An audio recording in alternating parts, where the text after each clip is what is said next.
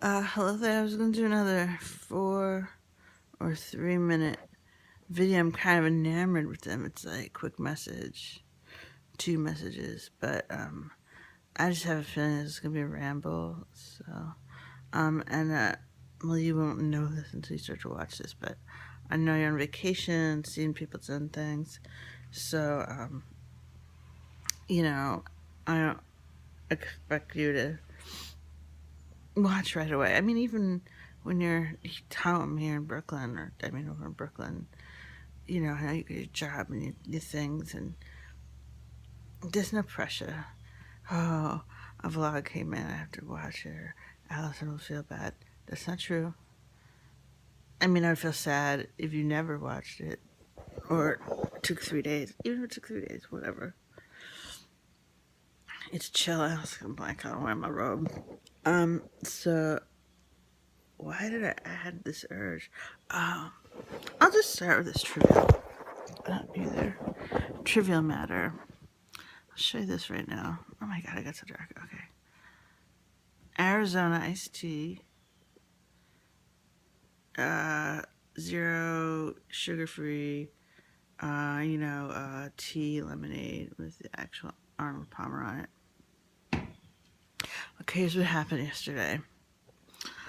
Uh, there was we were just going to our regular Sunday at Nancy's, and we get there and Sandra and the kids are there, and eventually John came over, and I was like, fuck, oh, okay, this is good because this takes care of the Labor Day pressure or guilt trips. Um, we haven't seen you all summer. Okay, now you're seeing us. Like, I was like, that's good, but this is the day that Paul was gonna beg for money, and like, if they're around, like, it's just like Nancy's entertaining like a little party. So how's he gonna be like, psst, go over here, I got beg for some money. So stressed out. Oh, and the other thing is Nancy kicks us out at 9 p.m.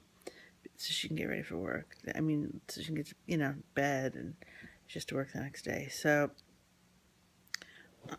I was worried about all this, real stressed out. And then we enter the house, and Sandra's completely manic. And I was like, fuck, man, she's on Adderall, which has been speculated before.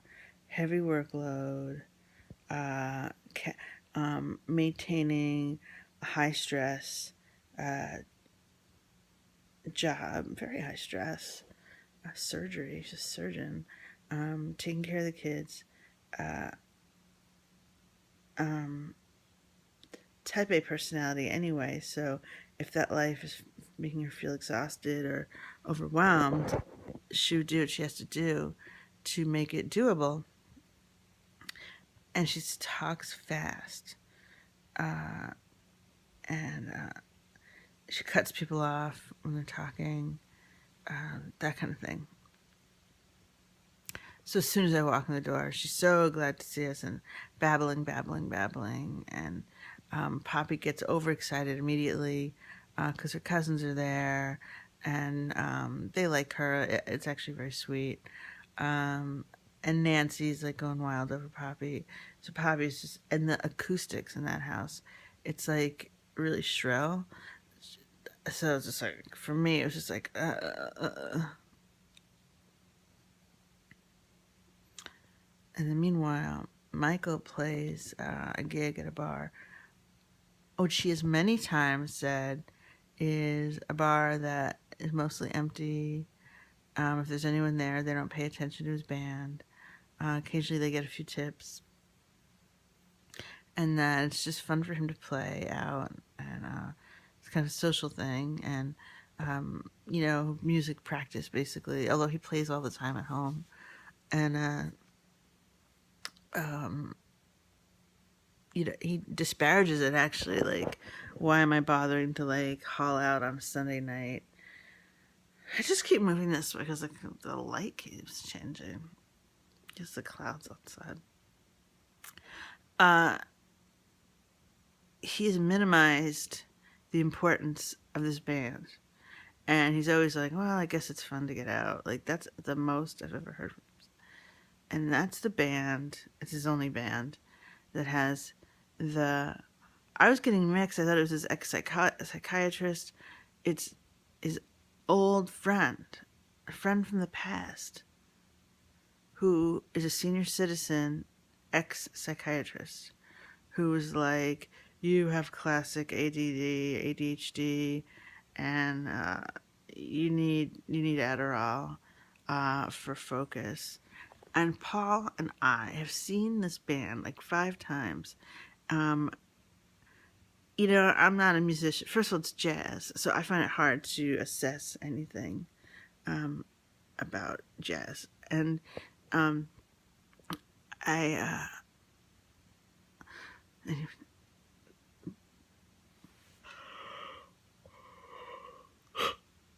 Paul, okay, Michael doesn't stand out as like the one who can't keep up or seems out of step. And Michael's always complaining what a shitty band it is. He'll be like, the drummer is like, never goes to practice, and he's always like a little out of it, or well, he criticizes his own band as being amateurish. I can't even tell. They sound good to me. But yeah, Michael has criticized his own band. So yeah, the psychiatrist, you know the story. So he went to his own doctor, not a psychiatrist, his regular doctor. And I have a huge, huge problem with primary care physicians prescribing psychotropic medications. I don't know what they're fucking doing. It's a specialty. Why? Why do they do it? They wouldn't prescribe heart medicine or, I don't know, whatever part of the body is serious. They don't do that. They refer you out. Like my primary care physician, I don't know if you remember, a year or two ago, didn't like my heartbeat and referred me out to a cardiologist. Now, if I said that, like, I don't sleep at night, like manic symptoms or deep depression or whatever, would send me out to a psychiatrist. Anyway, his primary care physician fucking prescribes Adderall, a drug of addiction, or misuse, or whatever,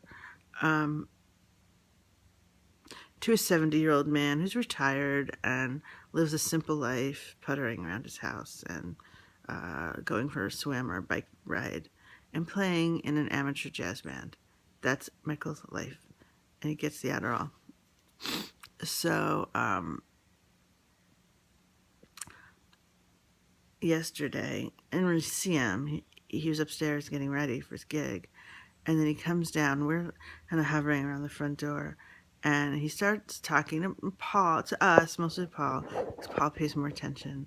Paul talks to him more, and it was like the normal thoughts of Michael. But he's like really fast, like, yeah, so I got this gig, and I don't know how it feels. Like Sunday night's kind of a pain in the ass. Like, I have fun, but the same thing he says every time we see him.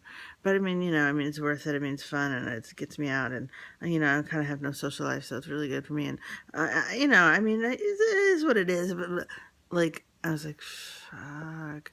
And he's talking and talking and talking and talking and talking, and he's like, oh Jesus Christ, I gotta go. Okay, see you later, bye. And he goes out the door. I look at Paul and I was like, what do you think?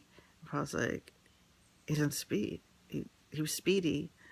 And then later in the visit, I guess they went to South Carolina to see the eclipse. I guess that was an ideal place to see the eclipse. And Nancy told Paul that he was all like, watch out. Okay, there's a stop sign coming up. Don't blow that light. It looked like you were going to blow that light. And she said usually she does the driving. He drinks beer. He doesn't give a fuck what happens. He sleeps. And she was like, yeah, he was like really on it. Now, to me, that sounds completely aggravating. And she's like, it's kind of cool. Like, he never cared before. And I was like, Jesus Christ. And and she was like, "Is this medicine you're on?" And he's like, "Yeah, don't worry about it. It only lasts 8 hours." And she just accepts that. We'll see what happens. I, oh my God, it's 10 minutes already. Okay. The thing that I want to talk about is okay. It showed you that Arnold Palmer, huge iced tea. So we're it's dinner time, and I noticed people have smallish cans of Arizona grapefruit sparkling water. It looked very refreshing to me. So, and free. Well, I mean, of course, it'd be free at the house. So I say that, and Sandra's the one that always brings the Arizona shit over because they have a whole basement full of it. And so she's always offloading it on Grandma.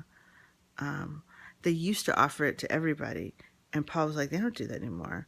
I don't know why. They used to be like, you guys want this? And we would usually say no. Maybe they just stopped. So this looked good. So I say to Sandra, like, hey, do you have any more of those grapefruit sparkling waters? And she's like, well, I brought some over and they would be in the fridge, which I guess is obvious. Maybe I should have just gone to the fridge in the first place. But it was also kind of my way of being like, those look really good. So I was like, hey, fuck you. And I go to the fridge and I open the door. They have this new fridge. It's like really futuristic. And the doors are hard to open. But there's a Michael side and a Nancy side. And then there's beneath that is a storage side, and beneath that is a freezer. Anyway, so first I open the Michael side randomly, and I see some big Arizona cans. Then I open the Nancy side, and there's nothing. And I was like, oh, there is nothing left of the grapefruit sparkling water. So the first thing I do is I take what's called strawberry sparkling something, but it was in those like tall cans. And I was like, oh, this is like kind of like a soda. This isn't going to be like a cute little sugar-free thing, just flavored water. I was like, fuck it, probably going to taste good and I'm just going to have it. And it was like, this size, 23 ounces or something. So my intention is, Poppy and I are sitting next to each other. I was like, I'll give a little to Poppy, I'll give some to Paul, and I'll have some. And Paul's like, I'll have some, but I'm not ready.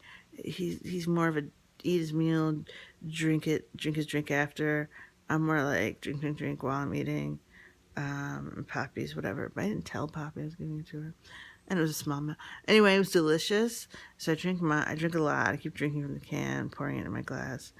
And then I had given Poppy a little. And I was like, uh-oh, I'm in danger of drinking this whole thing. So I drink Poppy's because she had never noticed it was there. And then I'm getting real close to finishing it. And Paul takes it. I was mad.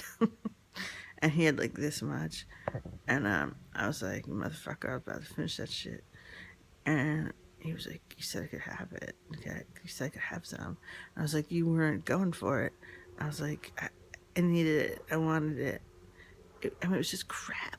It was delicious. It was like a strawberry soda. So, okay, I'm at 14, but then right before we were leaving, I was like, what else did I have? And I had this Arnold Palmer, sugar-free. And I used to buy these. So I was like, yeah, fuck you, I'm going to take this. And we got home, I told Paul, and he was like, so you stole it? And I was like, did I? I was like, did I really? And he's like, well, it wasn't offered to you. And I was like, well, I told him the story I told him my resentment over Sandra and everything. He wasn't buying it. Now I'm drinking it. It's stale. It's expired a year and a half ago. It tastes like crap. I'm going to drink the whole thing. Okay, gotta go, bye.